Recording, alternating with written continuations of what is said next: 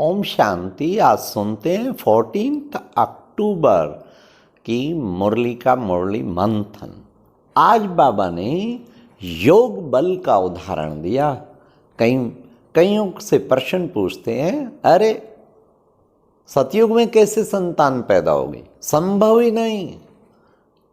वो सोचते हैं भोगमयी सृष्टि है, शुरू से ही कुछ दंत कथाओं ने ऐसा जीवन बना दिया।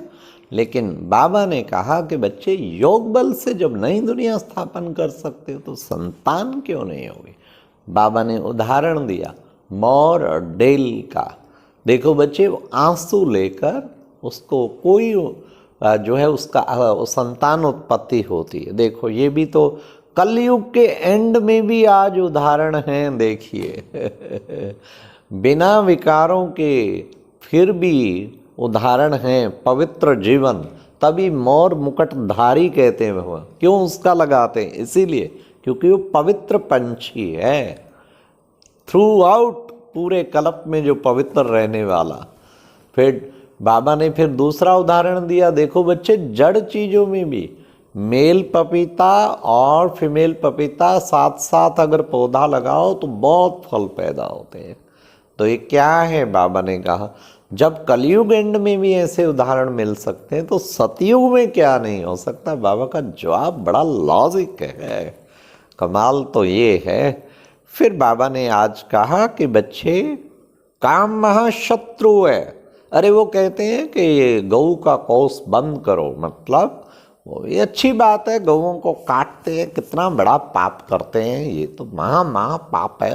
लेकिन बाबा ने कहा उससे भी बड़ा पाप बच्चे, काम कटारी चलाना सबसे बड़ा पाप। किसी आत्मा को चरित्रहीन बना देना, अपने गलत वाइब्रेशन से उसकी जिंदगी तबाह कर देना, तो ये कितना बड़ा पाप है। बाबा ने कहा सबसे बड़ा पाप अपनी भी जिंदगी बर्बाद कर देना। इसलिए इस पर बच्चे बहुत ध्यान देना है। तुम्हें काम महाशत्रु पर तुम्हें विजय प्राप्त करनी है। बड़े बड़े नामी ग्रामी मिनिस्टर्स, बाबा ने कहा, इस काम के कारण ही नाम बदनाम हो जाता है।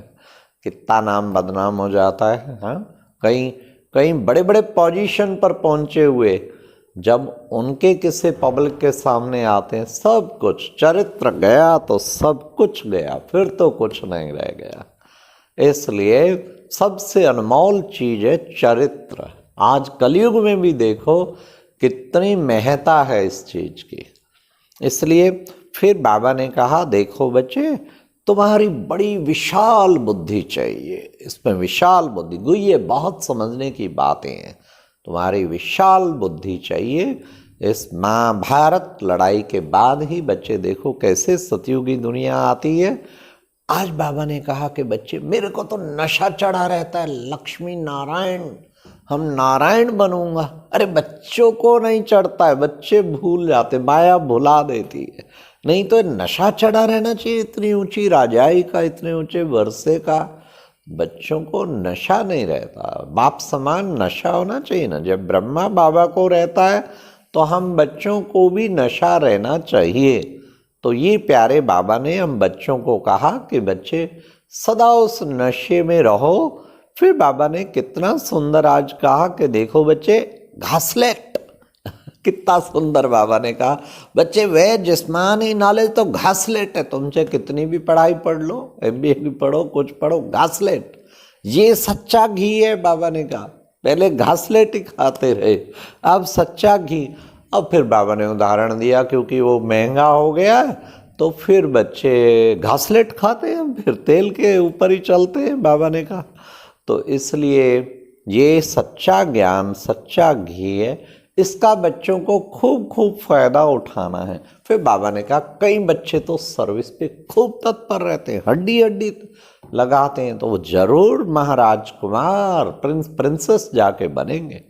बाबा की सर्विस में वो रहेंगे जो याद में रहते होंगे, उछलते रहेंगे, बाबा की सेवा के बिना रह नहीं पाएंगे, एक दिन भी नहीं रह पाएंगे।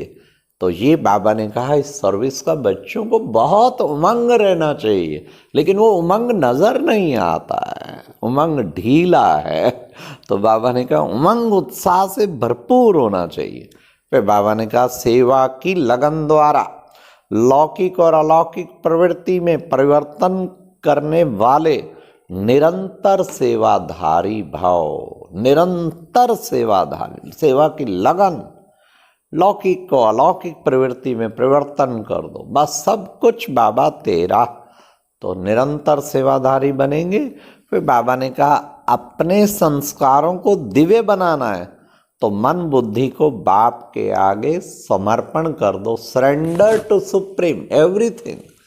हाँ, अपने संस्कार, अपनी वरीज, अपना सब कुछ बाबा के आगे समर्पण करो तो दिव्य बन जाएंगे। समर्पण माना हर चीज बाबा से पूछ के, हर काम बाबा से पूछ के। बाबा ने कहा दो ही चीजें बताता हूँ, मनमना भाव और मध्याजी भाव, अलफ और बे, और तो बाबा कुछ बताता ही नहीं है। ये बाबा ने कहा तुम बाबा को याद करेंगे तो बच्चे फिर विघ्न भी नहीं पड़ेंगे, विक्रम विनाश होंगे। दे अभिमान में ही तुम्हें सारे विघ्न पड़ते हैं। ये बच्चे गीता का एपिसोड चल रहा है। अच्छा, ये था आज का मुरली मंथन। ओम शांति।